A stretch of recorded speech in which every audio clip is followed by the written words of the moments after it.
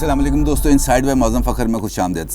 साबिर शाकिर नौकरी पक्की करने मैदान में आ गए और एक 22 मिनट की वीडियो उन्होंने अपलोड किया और उस वीडियो के अंदर उन्होंने चौंका देने वाले इंकशाफात किए हैं। और चौंका देने वाले इंकशाफ इस वजह से कि उन वाक़यात का कोई सर पाँव है ही नहीं। मिसाल के तौर पर उनका ये कहना है कि पाकिस्तान के अंदर सहाफ़ियों के पर तशद्दुद करना, उनको मफलूज करना, उनके हाथ पैर तोड़ना, उनको हब्से बेजा में रखना या जान से इवन मार देना, ये ऐसे कोई वाक़यात नहीं है जिस पर इतना शोर मचाया जाए। ये कोई ऐसी अनोखी वारदात नहीं है जो सिर्फ पाकिस्तान में होती है, बल्कि दुनिया भर में ऐसे ही वाक़यात होते हैं। चाहे वो अमेरिका है, चाहे वो जापान है, चाहे वो चीन है, चाहे वो जर्मनी है या कोई भी तरक्की याफ्ता ममालिक, वहाँ पर भी ऐसे ही वाक़यात होते हैं। और अपने इस बात में वज़न पैदा करने के लिए उन्होंने सऊदी सफारत खाने के अंदर, यानी कि टर्की के अंदर जो सऊदी सफारत खाना था, वहाँ पर जमाल खशोगी के कत्ल का हवाला दिया अपनी बात को में वज़न पैदा करने के लिए। और ये जाने बूझे बगैर कि वो एक टायरनिक गवर्नमेंट के साथ एक डेमोक्रेटिक गवर्नमेंट का हवाला को आपस में और उसको जोड़ने की कोशिश कर रहे हैं,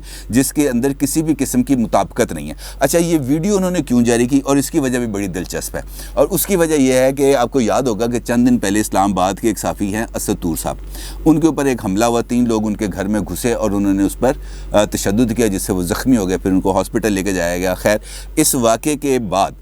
जो इस्लामाबाद के अंदर जो सहाफ़ी हैं उन्होंने एक एहतजाजी रैली निकाली और उस एहतजाजी रैली से ख़िताब किया। हामिद मीर साहब ने भी, बड़े सीनियर जर्नलिस्ट हैं, और भी लोगों में मौजूद थे। आसमा शराजी भी थी, जो अफजल भट्ट साहब थे जो PFUJ के प्रेसिडेंट हैं, और इस तरह के दीगर लोग भी मौजूद थे वहाँ पे, जिन्होंने इस रैली से ख़िताब किया, क्योंकि वो एक सहाफ़ी से ज़रा यकजहती की रैली थी। उस रैली के अंदर हामिद मीर साहब ने एक ख़िताब कर दिया और उस ख़िताब में कुछ ऐसी बात उन्होंने कर दी जो अब सोशल मीडिया पर बहुत ज़्यादा वायरल है। अच्छा, उस तकरीर के बाद, यानी कि जो उन्होंने सोशल मीडिया पर जो उन्होंने तकरीर की, वो सोशल मीडिया पर ना सिर्फ वायरल हुई बल्कि सोशल मीडिया पर उनके हक़ में और उनके ख़िलाफ़ ट्रेंड बन गए और ट्रेंड चल रहे हैं। इस वक्त जो हामिद मीर साहब के ख़िलाफ़ ट्विटर पर ट्रेंड चल रहा है, वो को तकरीबन 7-8 हज़ार उसके ऊपर ट्वीट्स और रीट्वीट्स हो चुकी हैं। और दीगर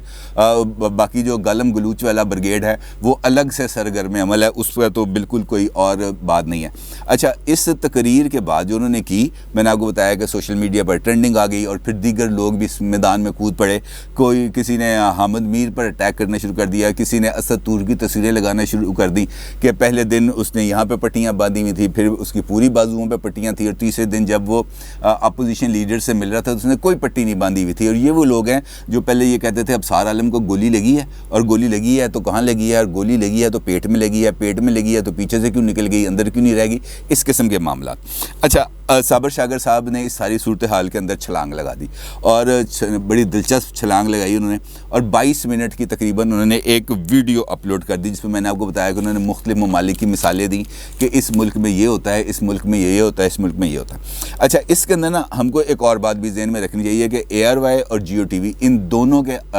इदारों के आपस में ना मुसाबकती लड़ाई भी है बहुत ज़्यादा, एक दूसरे के साथ राइवलरी है। और लेकिन ये जो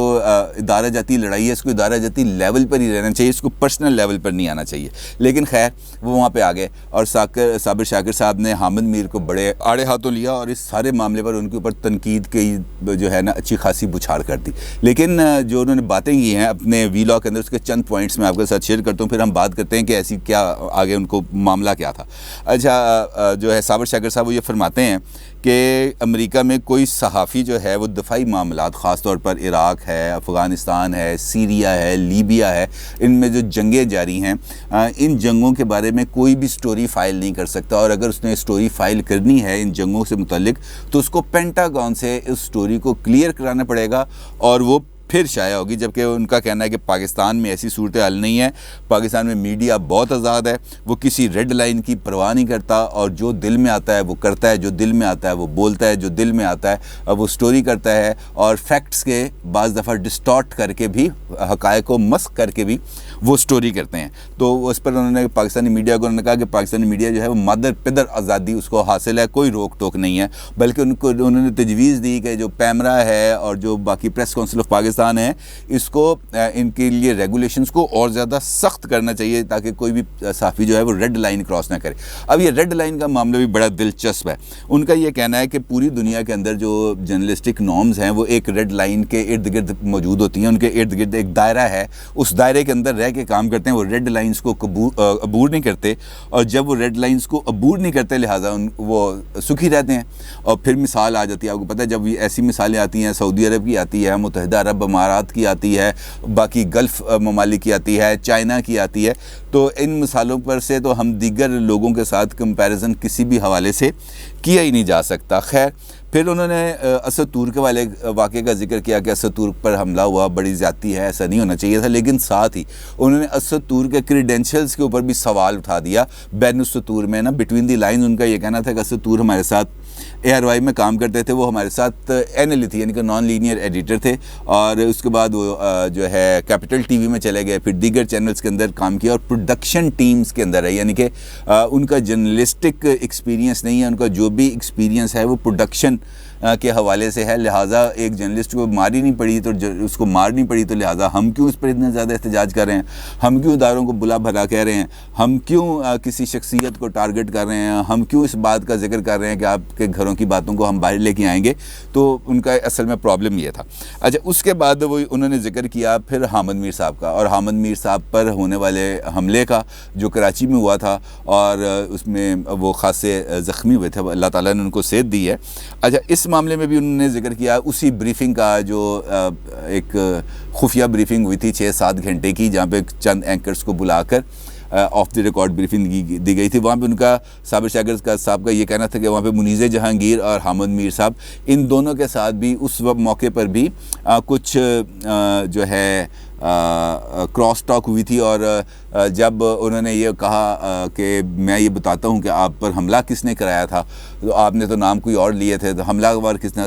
کیا تھا، تو اس پر حامد میر صاحب کی جو ہے نا وہ بولتی بند ہو گئی۔ تو ہم نے ویڈیو کا تھم نیل بھی انہوں نے یہی رکھا ہوا ہے کہ جنرل باجوہ کے سامنے بولتی بند اور ڈیش حامد میر کو گولی کس نے ماری۔ تو مطلب یہ تھا کہ آپ باہر آ کے تو یہ ساری باتیں کرتے ہیں سڑک پہ کھڑے ہو کے، لیکن جس وقت وہ بریفنگ ہو رہی تھی وہاں پر آپ خاموش بیٹھے رہے، اور اس موقع پر تو ہم نے ایک منہ سے ایک لفظ ہی نہیں نکلا۔ اچھا، بات تو بڑی انہوں نے 22 منٹ کی طویل ہے، لیکن میرا جو چند باتیں ہیں اس پر جس کی وجہ سے میں نے یہ ویڈیو کیا وہ چند معاملات ہیں۔ ایک تو یہ ہے کہ دنیا بھر میں ہونے والے جو واقعات ہیں اس کی بنا پر کیا پاکستان میں ایسے واقعات کو ہم ایک کلین چٹ دے سکتے ہیں کہ جناب پوری دنیا میں اگر ایسے واقعات ہوتے ہیں، صحافیوں کو ہراس کیا جاتا ہے، صحافیوں کو اٹھایا جاتا ہے، صحافیوں کو حبس بے جا میں رکھا جاتا ہے، ان کو مارا پیٹا جاتا ہے، ایون ان کو قتل کر دیا جاتا ہے، تو اس کی وجہ یہ ہے کہ دنیا بھر میں ایسے واقعات ہوتے ہیں، لہٰذا پاکستان میں بھی ایسے واقعات ہونے چاہیے۔ کیا یہ درست استدلال ہے؟ نہیں، بالکل نہیں۔ ایسا استدلال یہ ظاہر کرتا ہے کہ کیسی بیمار ذہنیت کے حامل لوگ اس سوسائٹی میں نہ صرف موجود ہیں بلکہ اس سوسائٹی کو اپنی جو کیپیسٹی ہے اس کے ذریعے اس کو مس لیڈ بھی کر رہے ہیں اور اس کو گمراہ بھی کر رہے ہیں، اور پھر یہ دعویٰ کر رہے ہیں کہ ہم آپ کو لیڈ کریں گے۔ تو یہ بہت زیادہ کنسیپچول جو ہے وہ پیدا کی جا رہی ہے معاملات کے بارے میں، جو کسی بھی صورت درست نہیں ہے۔ آپ آمریت کا مقابلہ جمہوریت کے ساتھ نہیں کر سکتے، کسی صورت میچ نہیں کر سکتے۔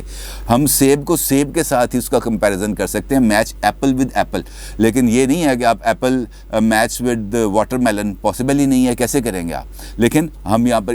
اس میچ کو اس طریقے سے کرنے کی کوشش کر رہے ہیں، لیکن ہم اس بات کو بھول جاتے ہیں کہ ترقی یافتہ ممالک میں ایسے بہت سارے میکینزم ہیں جہاں پر ہر فرد کو قانون کے سامنے آ کر جواب دہ ہونا پڑتا ہے۔ خود امریکی سینٹ کے اندر، ایوان نمائندگان کے اندر ان کی جو کمیٹیز ہیں، پورے ایوان کے اندر نہیں، جو ان کی کمیٹیز ہیں، چاہے وہ ڈیفنس کے بارے میں، چاہے وہ خزانہ کے بارے میں، چاہے وہ خارجہ کے بارے میں ہے، وہاں پر تمام اداروں کو پیش ہو کر ان کے سوالوں کا اور سخت ترین سوالوں کا جواب دینا پڑتا ہے۔ کیا پاکستان میں ایسا کمیٹی سسٹم اب تک وجود میں آ چکا ہے؟ اس کا جواب ہے نہیں۔ لہٰذا ہم ان ساری صورتحال کا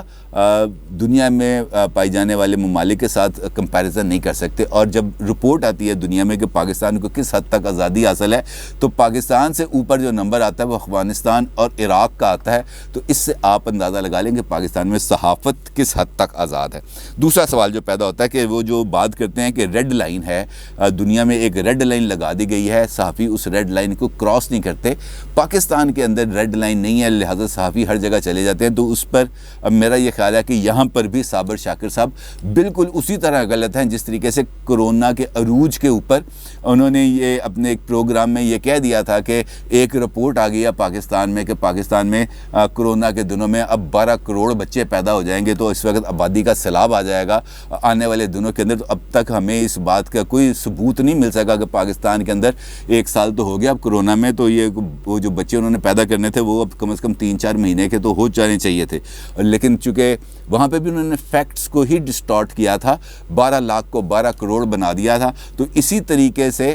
یہاں پر بھی اسی طریقے سے وہ ان فیکٹس کو وہ ڈسٹارٹ کریں. پاکستان کے اندر جو ریڈ لائن ہے وہ بہت زیادہ فلیکسیبل ہے. فلیکسیبل اس طریقے سے جو آپ کے کیمپ کا ہے اس کے لیے کوئی ریڈ لائن نہیں ہے, وہ اپنی مرضی سے یوں ریڈ لائن اٹھاتا ہے اور اپنے لیے سپیس پیدا کر کے اس ریڈ لائن کو آگے رکھ دیتا ہے. لیکن وہ بندہ جو آپ کے کیمپ میں نہیں ہے, آپ کے موقف کے ساتھ ٹکراؤ رکھتا ہے, آپ کے موقف کے خلاف موقف رکھتا ہے, آپ کے پاس آپ کی دلیل کے جواب میں دلیل دیتا ہے, تو اس کے لیے تو ریڈ لائن پیچھے سے پیچھے ہی کی جاتی ہے. یعنی کہ اس کے لیے قدم آگے بڑھانے کی کوئی جگہ نہیں رکھتے. تو کوئی ریڈ لائن مساویانہ انداز میں کسی کے لیے بھی اویلیبل نہیں ہے, لہٰذا اس ریڈ لائن کے اوپر نہ کوئی بات کی جا سکتی ہے اور نہ ہی اس کو ہم جسٹیفائی کر سکتے ہیں کہ یہ ریڈ لائنز کو ہونا چاہیے, یہ ریڈ لائنز کو نہیں ہونا چاہیے. اصل وجہ کیا ہے؟ اصل وجہ میں آپ کو بتاؤں. اصل وجہ یہ ہے پاکستان کے اندر کہ جب دلیل ختم ہو جاتی ہے نا تو آپ کے پاس گفتگو کے لیے اور کوئی ٹاپک نہیں رہتا, تو آپ پھر ڈنڈا اٹھاتے ہیں. آپ دوسرے کو دباؤ میں لانے کے لیے اس کی دلیل کا جواب آپ دیتے ہیں ڈنڈے سے. پاکستان کی صحافت اور جمہوریت دونوں کا ہی ایک ہی جیسا حساب ہے. جتنی کمزور جمہوریت ہے وہ بھی ڈنڈے سے دبک کے بیٹھ جاتی ہے, اور ویسے ہی صحافت ہے. جب تک ڈنڈا اوپر رہتا ہے صحافت آزاد ہے, جب ڈنڈا نیچے آ جاتا ہے تو صحافت بالکل کونے میں لگ کر ڈری سہمی ہو کے کھڑی ہو جاتی ہے. اور یہی حال ہماری جمہوریت کا ہے. جب تک آپ کو ڈنڈا نظر نہیں آ رہا, ہم بہت زیادہ بڑھ کے مارتے ہیں, بہت آگے بڑھنے کی کوشش کرتے ہیں, اور پھر ہم اختلاف رائے کو اس جگہ پر لے جاتے ہیں جہاں پر اختلاف کی بجائے, دلیل کی بجائے وہ اختلاف جو ہے وہ ذاتی لڑائی میں تبدیل ہو جاتا ہے. اور اس کی مثال یہ بھی نذیر چوہان اور شہزاد اکبر صاحب کا واقعہ بھی ہے کہ جو شہزاد اکبر صاحب ہیں وہ ترین گروپ کے شدید ترین ہدف ہیں, اور جب پوری کوشش کر کے شہزاد اکبر کو ان کے عہدے سے نہیں ہٹایا جا سکا تو پھر ان کے مذہبی رجحانات پر سوال اٹھا دیے گئے. اور پھر آج بھی بلکہ وہ گئے ہیں نذیر چوہان صاحب گرفتاری پیش کرنے کے لیے تھانہ ریس کورس, تو وہاں پر ان کو گرفتار نہیں کیا گیا. وہاں پہ بھی خیر جا کے انہوں نے بڑی طویل گفتگو کی ہے, بڑی لمبی چوڑی انہوں نے میڈیا ٹاک کی ہے, اور اس پر انہوں نے یہ کہا ہے کہ میں اپنے موقف پر قائم ہوں. یعنی کہ جو میں نے شہزاد اکبر صاحب کے بارے میں بات کی تھی میں اس موقف پر قائم ہوں, میں ثبوت دوں گا, لیکن وہ ثبوت کب دیں گے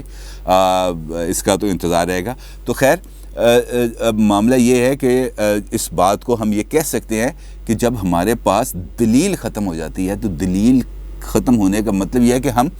ہار تسلیم کریں, ہم اس بات کو تسلیم کر لیں کہ جناب آپ کے دلائل وزنی تھے اور میرے دلائل ختم ہو چکے ہیں, لہٰذا آپ کی بات درست ہے. لیکن اس میچورٹی تک آنے کے لیے ابھی ہمیں بہت لمبا وقت درکار ہے, اور میں امید کرتا ہوں کہ یہ وقت جلد شاید آ جائے ہمارے پاس کہ ہم پولیٹیکل میچورٹی کے اس لیول پر پہنچ جائیں جہاں پر ہم اختلاف رائے رکھنے والوں کو ہسپتال پہنچانے کی بجائے ان کو اور زیادہ گروم کرنے کی کوشش کریں. دلیل کا جواب دلیل سے دیں, سوچ کا جواب سوچ سے دیں, بیانیے کا جواب بیانیے سے دیں, اور اسی طریقے سے ہم جمہوریت کو مستحکم بھی کر سکتے ہیں اور پاکستان میں ایک اچھا اور روشن انقلاب لا سکتے ہیں. اپنی رائے کا ضرور اظہار کیجیے گا. آپ کا بہت شکریہ. اللہ حافظ.